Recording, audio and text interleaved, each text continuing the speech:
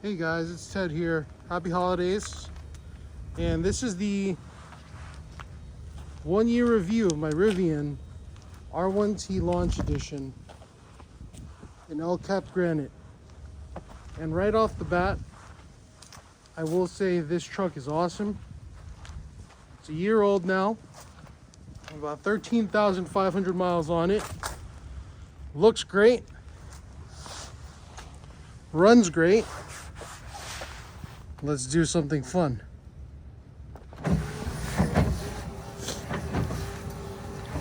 This power to no cover has only been serviced once.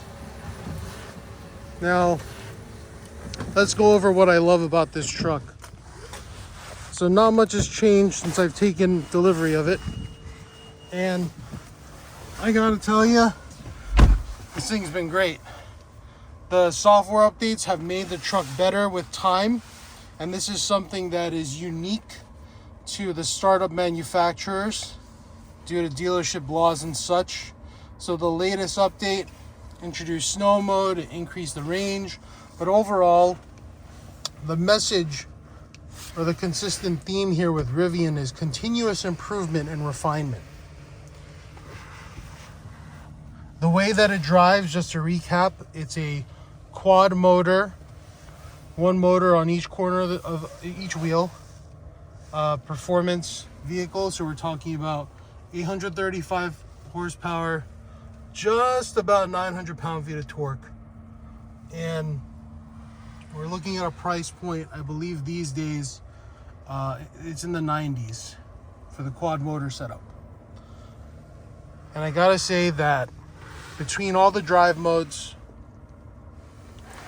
between this awesome direct feeling steering rack, not artificially boosted like many other EVs, very nice throttle response tuning, especially in sport mode. These drive modes are the secret sauce and magic of Rivian. It changes the character of the vehicle. It changes the way that it behaves. It's not like the equivalent of like a ICE cars like sport, eco, and all that kind of nonsense where it just kind of changes one characteristic of the vehicle. These drive modes really change the character. So it kind of provides you with so much versatility, and I've appreciated that most about this truck. Now, a lot of haters are talking about how these vehicles, when I say these vehicles, these startup manufacturers, Tesla, VinFast, Lucid, all these guys and the like, oh, it's just not luxurious enough. Oh, you're not getting enough for your money in that price point. So one thing right off the bat, let me tell you, look at these seats. They feel like leather, but it's synthetic leather, right? And the question is, what is luxury? Is it ambient lighting these days? Because like guys like BMW, they seem to think the interiors have to be like nightclubs. Is it the amount of dead animal you have in the vehicle? No, it's really about the experience and driving the Rivian, and these newer startup EVs, they have different experiences. And it's so unique, it's so new that it affects the design, it affects the way that things come together, and also like this, you're never gonna get that leather feel. Straight up, you're not. But I would gladly take the synthetic leather because it feels close enough, it's supple enough, and more importantly, the maintenance and upkeep is a fraction of what you need for a leather vehicle. You don't have to condition it, you don't have to UV protect it, and it won't wrinkle, and it won't crack. For those of you that know, bolsters are the first thing to go, and that drives me absolutely insane. And with newer vehicles, especially the Rivian, touch screens, you're not gonna get that crazy amount of like buttons and center controls in the center console. I don't want that. I want clean. I want nice design. I want nice function, and you get that in spades in the Rivian.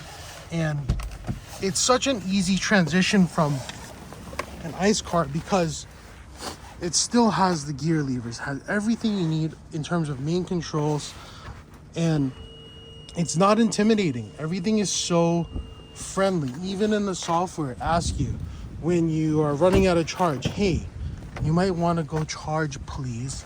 Like, when was the last time you had a car ask you to do something politely? No way.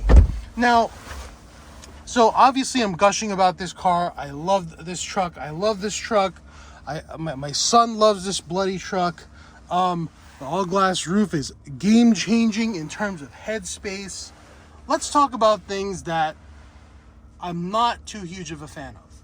So the one thing that kind of drives me nuts, and it's not Rivian's fault, is the lack of running boards. Now Rivian did upload a software update that has a kneel mode. So basically what happens is every time you park, the truck drops down in height so that it's easier to get in and out of the truck.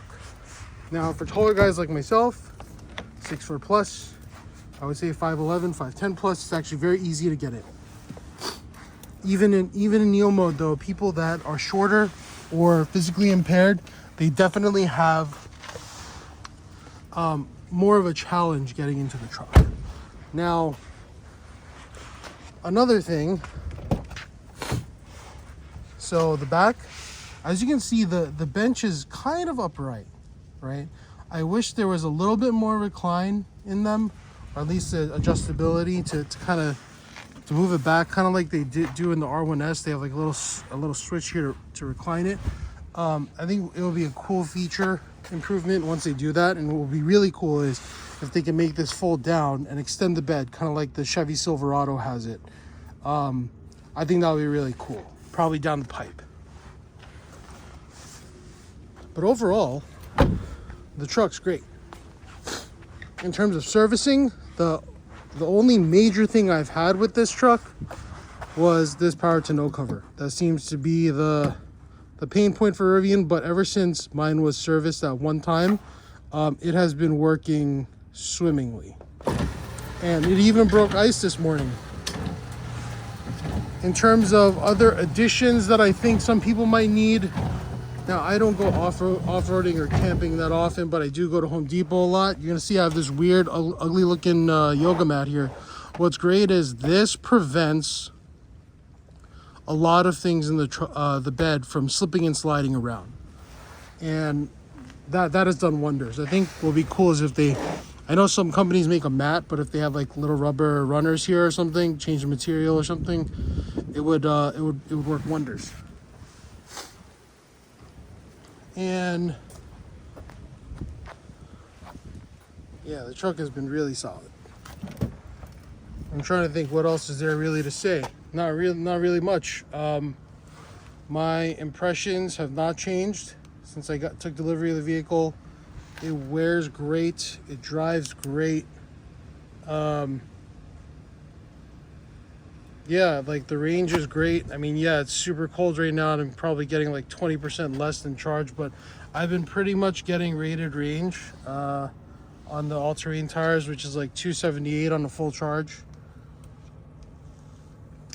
But overall, this truck has handled any kind of weather that we've been having, and it does it with aplomb, and it does it with confidence. It does high speed with confidence. Yeah, there's not really much else to say except I love it. And Rivian just doesn't stop improving. I love it so much. Like the gear tunnel, I know a lot of people use it for stuff.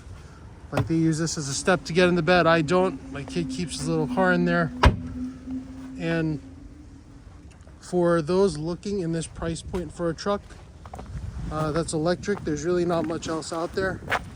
You got the Ford Lightning. That's already in like the 90s and you have to wait for it. And also the materials are not good in that truck, man. I sat in it, I tried it out. It's a good first attempt, but it's not like this. A lot of thought, a lot of design went into this truck. And man, like, would I do it again? 100%. 100%. Even new price book or whatever you want to call it, I would definitely do it again. This thing has been great. So, looking forward to the comments. Let me know if you have any questions. I try to answer them on the fly. But until then, have a happy holidays Stay safe. I'll catch you on the next one.